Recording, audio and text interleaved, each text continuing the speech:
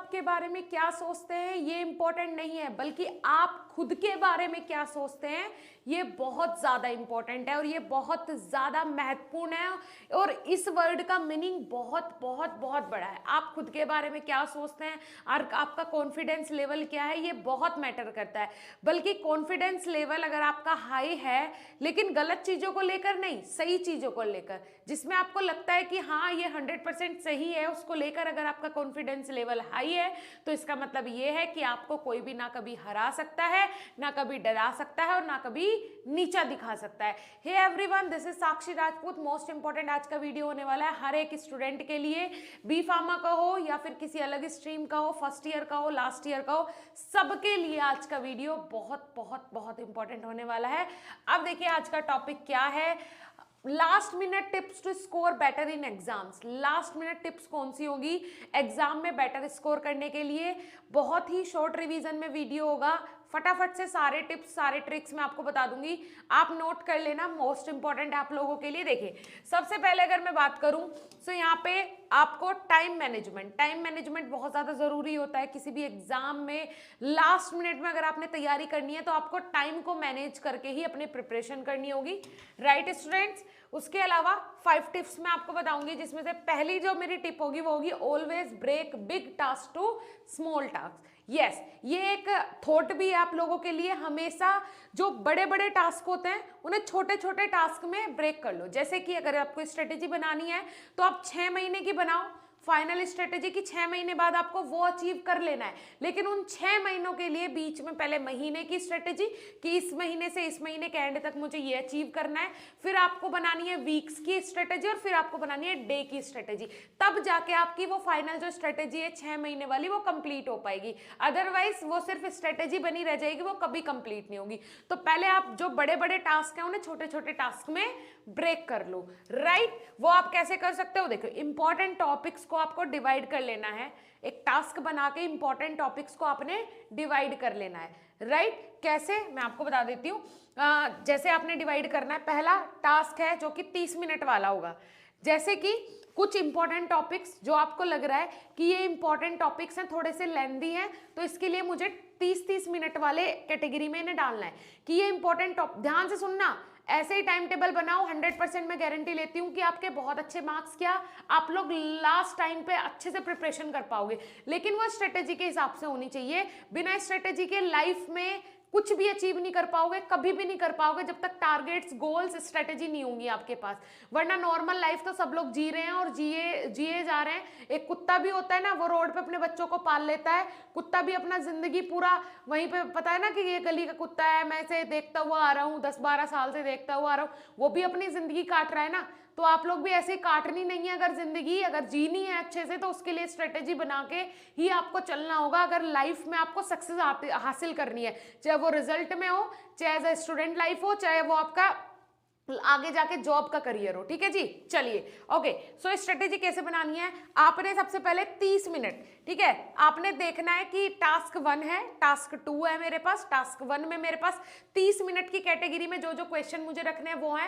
Task 2 में मेरे पास जो 15-15 मिनट की कैटेगरी में मुझे क्वेश्चन रखने हैं वो है, ठीक है। इस तरीके से डिवाइड कर लो दो कैटेगरी को। ये 15 मिनट वाले भी इंपॉर्टेंट है, 30 मिनट वाले भी इंपॉर्टेंट है, लेकिन ये आपको डिसाइड करना है किसको 30 मिनट देनी है, किसको 15 मिनट देनी है। इसमें आप शॉर्ट लॉन्ग भी डिवाइड कर सकते हो, क्योंकि इंपॉर्टेंट शॉर्ट भी है, इंपॉर्टेंट लॉन्ग भी है, राइट। ओके ठीक है जी। चलिए अब ये स्ट्रेटेजी बनेगी कैसे। 40 आपने स्ट्रेटेजी बना ली, लेकिन अब आपको ध्यान रखना है, आप पढ़ रहे हो, ठीक है, आपने स्ट्रेटेजी बना ली, क्वेश्चन डिवाइड कर लिए, ठीक है, टास्क डिवाइड कर लिए अपने। उसके बाद 40 से 45 मिनट बाद आपको ध्यान देना है, 40 से 45 मिनट बाद आपने अपने दिमाग को रेस्ट देना है।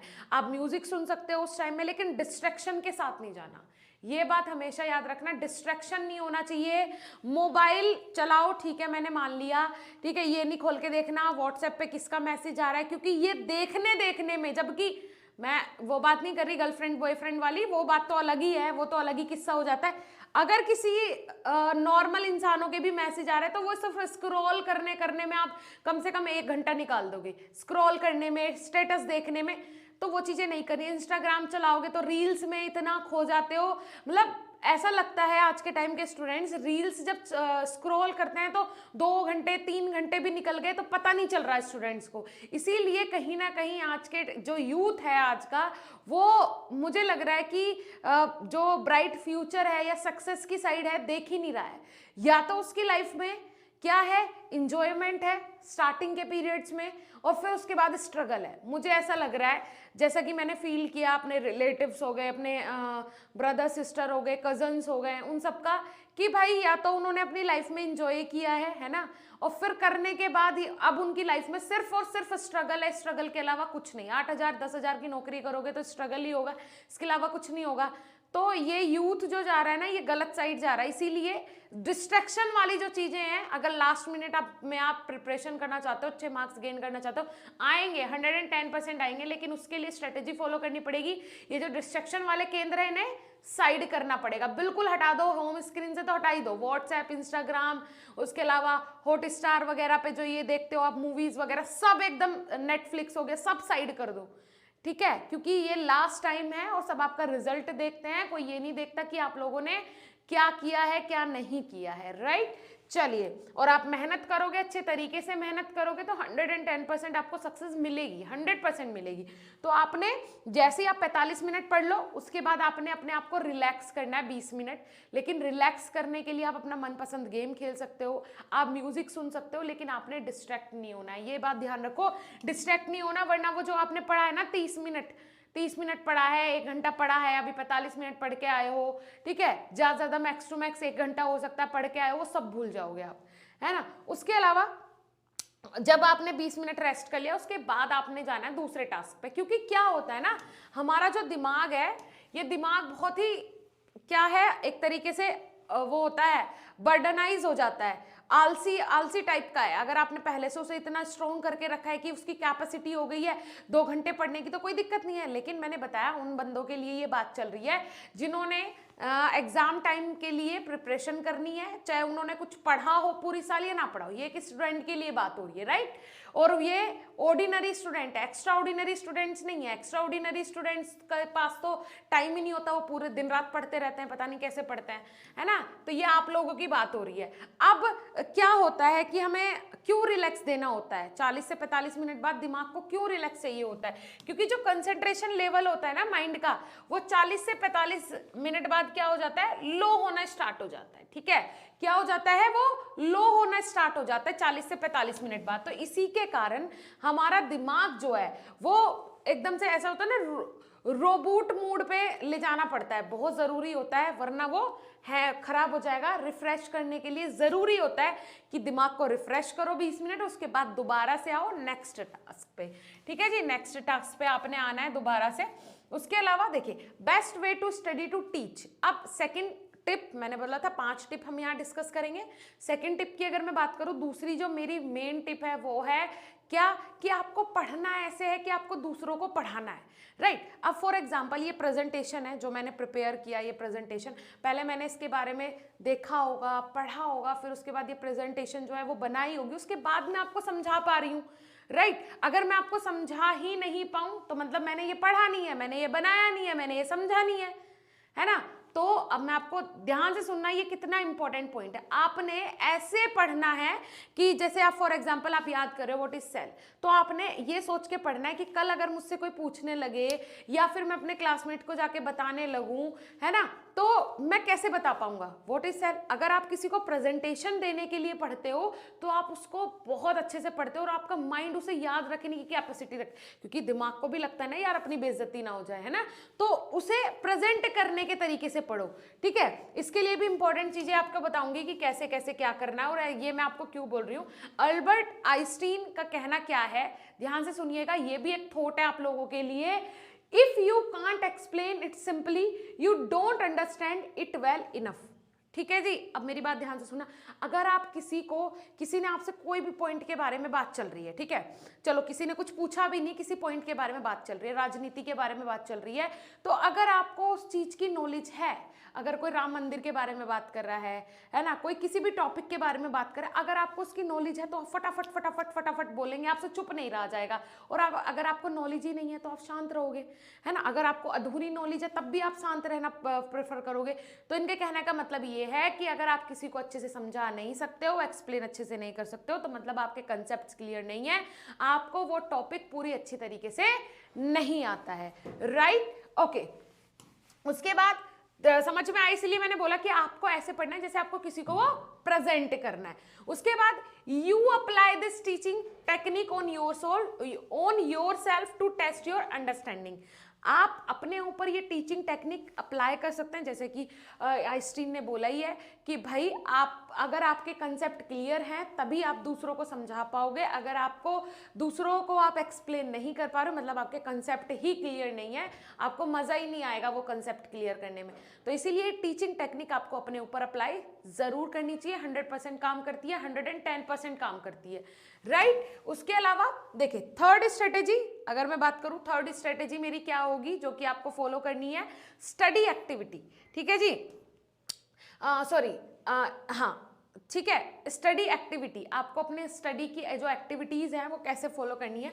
अगर आंसर्स की बात करूं तो दो तरीके से, हाँ ये स्टडी का एक और स्ट्रेटेजी है। एक तो मैंने बता दिया आपको अपने बड़े बड़े टास्क को छोटे छोटे टास्क में आपने डिवाइड कर लेना है। दूसरी स्ट्रेटेजी क्या होती है, ध्यान से सुनो, दूसरी स्ट्रेटेजी पढ़ाई की क्या होती है। दूसरी स्ट्रेटेजी ये होती है आपने अपने आंसर्स को दो टाइप से डिवाइड करना है, राइट। एक तरीके के आंसर क्या होते हैं आपके, होते हैं फैक्ट बेस, दूसरे होते हैं कंसेप्ट बेस, राइट।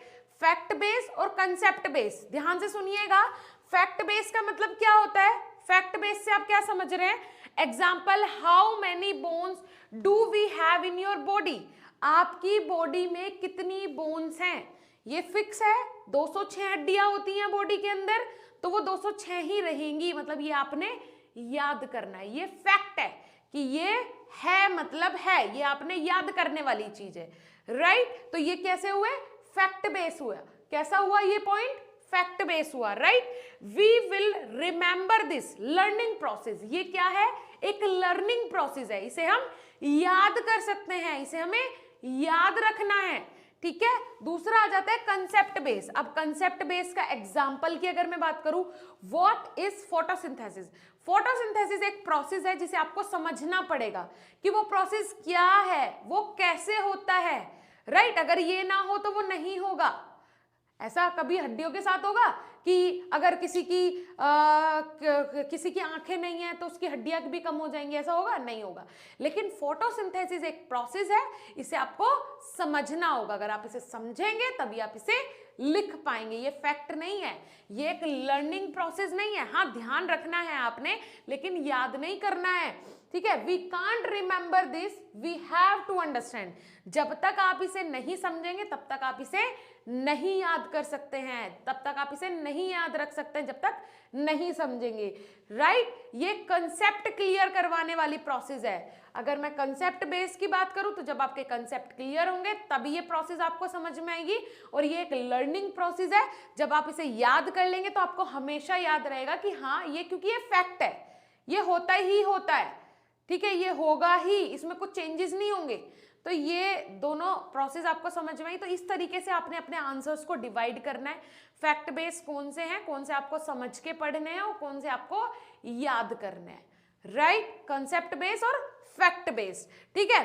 तो ये हो गया, आई होप आपको समझ में आई होंगी ये चीजें। चलिए जी, अब देखिए लास्ट, अगर मैं फोर्थ टिप की बात करूं, लास्ट तो नहीं, फोर्थ टिप की बात करूं तो ये सबसे ज्यादा इंपॉर्टेंट होता है revision. Revision is a most important task, बहुत बहुत बहुत इंपॉर्टेंट होता है रिवीजन, क्योंकि आपका जो माइंड है ना, जब आपने कुछ पढ़ लिया उसने याद भी हो गया, लेकिन बार बार रिवीजन करना बहुत ज़रूरी है, उसे वो चीज़ें बार बार याद दिलाना बहुत ज़रूरी है कि हाँ, क्योंकि स्टडी में उसे 98% स्टूडेंट ऐसे हैं जिन्हें कि पढ़ने में मज़ा नहीं आता, पढ़ना पड़ता है वो मैंने मान लिया, सबको पढ़ना पड़ता है, लेकिन मजे से जो पढ़ते हैं वो 2% स्टूडेंट होते हैं जो कि मजे से पढ़ते हैं, पढ़ाई को मजे के तरीके से देखते हैं, लेकिन 98% स्टूडेंट को पढ़ना पड़ता है। तो आपके दिमाग को आपको बताना पड़ेगा कि हाँ भाई ये रिवीजन करना है आपको कि व्हाट इज सेल, सेल क्या होती है, cell is a basic unit of life, basic unit of life. तो उसे 4-5 बार बताओगे, समझाओगे, तब जाके वो समझेगा। तो revision is most important task, फिर आप कभी नहीं भूलते हो अगर आप रिवीजन बार बार करते हो। फिफ्थ अगर आपको देखना है फिफ्थ क्या है, तो वो है लास्ट टाइम रिवीजन। ठीक है जी, लास्ट टाइम आपने रिवीजन कैसे करना है वो इसके लिए इंपॉर्टेंट पॉइंट बताऊंगी, ध्यान से सुनना, आप लोगों के लिए बहुत काम का है ये पॉइंट। लास्ट टाइम पे आप लोग कैसे रिवीजन करोगे अगर आपको एग्जाम की प्रिपरेशन करनी है, तो आप फॉर एग्जांपल आपको ट्रैवल करना है एक दिन पहले, कॉम्पिटिटिव एग्जाम है या कोई भी एग्जाम है, ऐसा एग्जाम है, ट्रैवल करना है एक दिन पहले, तो वहाँ किताब लेके तो बैठोगे नहीं बस में या ट्रेन में या जहाँ भी जैसे भी जा रहे हो, कंफर्टेबल नहीं लगेगा। ठीक है, तो आप क्या कर लो ना, अपनी वॉइस में ही जो इंपॉर्टेंट टॉपिक्स हैं वो रिकॉर्ड कर लो। फॉर एग्जांपल 5 ऐसे इंपॉर्टेंट टॉपिक्स हैं जो अभी आपके पूरी तरीके से प्रिपेयर नहीं हुए, उन्हें पूरा रिकॉर्ड कर लो। ठीक है, फॉर एग्जाम्पल जैसे आप बोल के याद कर रहे हो तो साइड में रिकॉर्डर रख दो और पूरा परफेक्टली बोलो। ठीक है, याद है आपको, जस्ट रिवीजन के लिए आपने रिकॉर्ड कर लिया, राइट। कैसे, देखो मैंने यहाँ पे वही पॉइंट मेंशन किया, आपने रिकॉर्ड कर लेनी है, अपनी वॉइस ही रिकॉर्ड करनी है, लेनी है उस इंपॉर्टेंट टॉपिक की, और फिर क्या करना है उसे लास्ट टाइम जैसे मैंने बोला आप एक दिन पहले आपको रिवाइज करना है, तो वो हेडफोन लगा के आराम से उसे रिवाइज कर सकते हो। ये एक अलग नहीं लगा आपको, अलग टिप है ना, बहुत अलग है, सबसे अलग है, तो ये आप जरूर फॉलो करना, जरूर एक बार ट्राई करना, तो ये बहुत बेनिफिशियल है, बहुत अच्छा है। ठीक है, बहुत अच्छी टिप है, बहुत बेनिफिशियल है आप लोगों के लिए। और लास्ट में तो आपने अगर रिवीजन करना है, पढ़ना है, बी फार्मेसी की तैयारी करनी है, तो बस फिर तो कुछ करना ही नहीं है, आप उन्हें डाउनलोड करना है, जहाँ पे बेस्ट टीचर्स अवेलेबल है, बीएसपी फार्मेसी ऑफिशियल ऐप आपको डाउनलोड करना है। ये हमारा प्लेटफॉर्म है, यहाँ पे बहुत बहुत अच्छे टीचर्स आपको पढ़ाते हैं, लाइव क्लासेस लेते हैं, कंसेप्ट क्लियर करते हैं, डाउट सेशन होता है। अभी देखो क्या हो रहा है स्टूडेंट्स, जो स्टूडेंट पहले से हमारी ऐप पे पढ़ रहे थे, पिछले 6 महीने से पढ़ रहे हैं, उन लोगों को पता है, लेकिन जो न्यू स्टूडेंट अभी ज्वाइन हो रहे हैं तो थोड़ा सा क्या हो गया, डिस्टर्बेंस हो गया है, जस्ट बिकॉज क्यों, एप्लीकेशन जो है वो बीएसपी फार्मेसी के नाम से भी हमारा एक ऐप है प्ले स्टोर पे, और बीएसपी फार्मेसी ऑफिशियल के नाम से ऐप है जो कि नया ऐप है, तो वहाँ पे सारी चीज़ें जो हैं वो कन्वर्ट हो रही हैं। दूसरी चीज़ें ये हैं कि जो ऑफिशियल ऐप है वहाँ पे अब लाइव क्लासेस होनी है, तो उसके डेमोज वगैरह चल रहे हैं, तो बहुत बहुत बहुत बहुत ज़्यादा वर्कलोड है, इसी वजह से स्टूडेंट्स को हमारे टीचर्स भी उतना टाइम नहीं दे पा रहे, हम खुद भी टाइम नहीं दे पा रहे हैं, बस वीडियोस भी कैसे आप लोगों के लिए आई जा रही है आप लोगों की दुआओं से, लेकिन हाँ टाइम मैनेजमेंट जो है वो बहुत ही ज़्यादा खराब हो रखा है, तो उसके लिए सो सॉरी स्टूडेंट्स, लेकिन 21 जनवरी से पूरी कोशिश होगी कि अच्छे से आप लोगों को गाइड किया जाए, बेहतरीन कंटेंट के साथ दोबारा से टीचर्स आएंगे आप लोगों के साथ और दोबारा से कनेक्ट करेंगे और बहुत ही अच्छा कंटेंट आपको मिलने वाला है।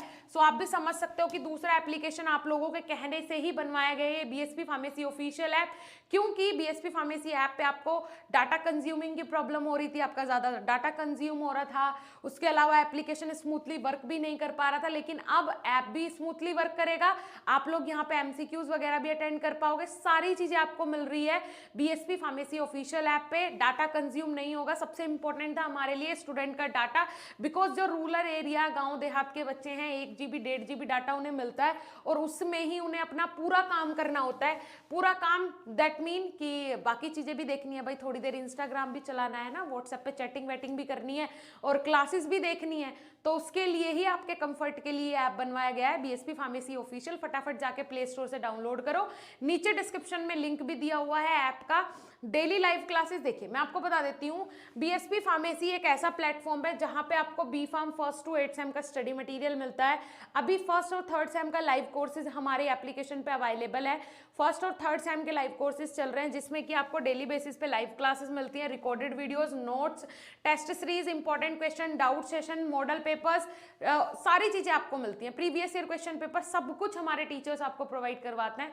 सो टाइम बिना वेस्ट किए हुए फटाफट जाओ बीएसपी फार्मेसी ऑफिशियल ऐप अभी के अभी डाउनलोड करो, कोई भी दिक्कत होती है हेल्पलाइन नंबर आपको दिख ही रहा है, हेल्पलाइन नंबर पे आप कॉल कर सकते हो। ओके डियर स्टूडेंट, मिलेंगे देन नेक्स्ट इंफॉर्मेटिव वीडियो के साथ, तब तक के लिए धन्यवाद, नमस्कार।